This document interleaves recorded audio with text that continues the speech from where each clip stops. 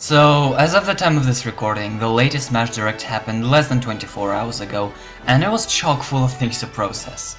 I'm not a fan of Smash myself, I'm no good with fighting games, but I've been staring at Super Smash Bros. Ultimate with a certain degree of amusement, almost admiration, for how it just takes all of the video games and puts it together. At this point in time, it's difficult to even comprehend just how much stuff there is in that game, and you'd think it would have to come to a stop one day, but that day is not today. So I tuned into this new direct with my guard completely down, and right away the amount of visual information I was seeing was almost enough to make me feel dizzy, but then this happened.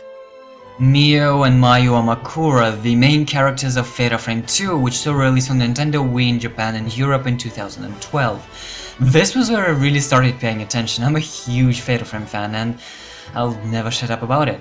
Now, Mio and Mayu have appeared in Smash before. They were a trophy in Super Smash Bros. For Wii U. How they got there I'll never know, but that was a thing that happened. Despite that, seeing them in the new Smash was still very surprising. This time around they're a support spirit, I think. They have a functional role in the game now, which is, for all intents and purposes, very cool. Seeing Fatal Frame 2's legacy still linger on after all these years is very gratifying. It is a great game and you should all go out and play it maybe. After that there was some more talk about these spirit things, then they talked about some online stuff, and then the screen went black and I lost my shit.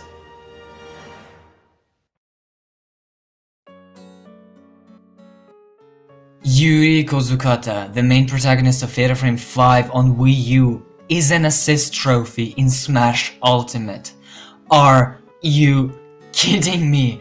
This was one of those moments that only Nintendo is capable of creating. That feeling you get from seeing impossible things come to pass is astounding. It's like seeing a ghost in real life, but instead of being terrified, you're happy. The last time I felt like this was when Bayonetta won the Smash Bros. Fighter ballot. It's incredible. I did actually catch myself imagining one time how they could implement a Fatal Frame character in Smash, and I couldn't wrap my head around it. As ridiculous as the Smash roster is, all of the characters in it are very nimble, very mobile. They all jump around and kick things and whatnot, and Fatal Frame protagonists can barely run? Having Yuri hit someone with her arm or leg without falling to the ground and bleeding to death is very difficult to imagine. That's why I think this is the most feasible way they could have done it. Just let her be a support character so she could put status elements on other fighters or something like that.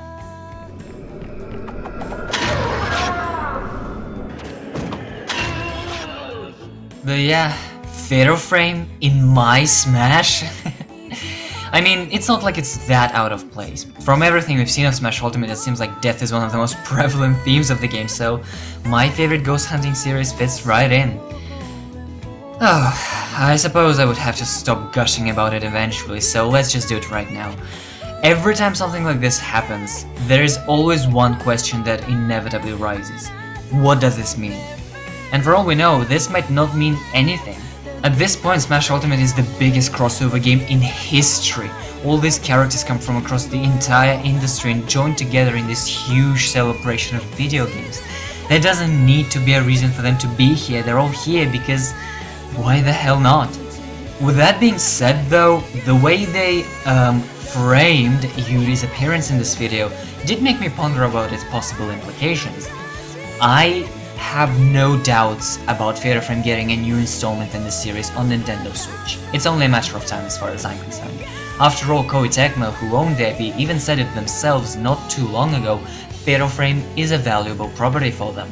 And this is where I just have to address something. A lot of people who consider themselves fans of the series have a very negative outlook on Nintendo's involvement with the franchise. If you don't know, originally Fatal Frame was a multi-platform series. It didn't belong to any console manufacturer, but ever since the Wii days, all new entries in it were exclusive to Nintendo. We don't know how it came to be, but now Nintendo has a hand in the development of these titles, so naturally they're exclusive to them. And unfortunately that happened in that era of Nintendo when they were obsessed with tailoring their games to different audiences, resulting in great games just getting refused a release in specific territories, with of course Americans getting screwed over on multiple occasions in that regard. The aforementioned Fatal Frame 5 was the first game in the series to be released in the US in a decade. Because of that, many fans consider the franchise to be dead, or more specifically, killed by Nintendo. But as much as I think that treatment of it sucks, I know this is far from the truth. I realized this in 2016 when I learned that Fatal Frame 2 was coming to the Virtual Console on Wii U in Europe. They remember they have this property, they just have a million of other things on their priority list that need to be taken care of first. That's why the Amakura twins are there in Smash 4, that's why we see Fatal Frame 5 get a little shout out in Smash Ultimate 2, and there is going to be a Fatal Frame game on the Switch at one point, no doubt about it. And while it makes sense to put Yuri in Smash since she comes from the latest game in the series, it could also hint at a possibility of Fatal Frame 5 getting ported to the Switch. I initially believed that game would never make a jump to Switch. It didn't get any fanfare due to all the controversies surrounding its release, but honestly it would make sense if it did. If a brand new game is coming, a port of the previous one would serve as a nice warm-up before the main course.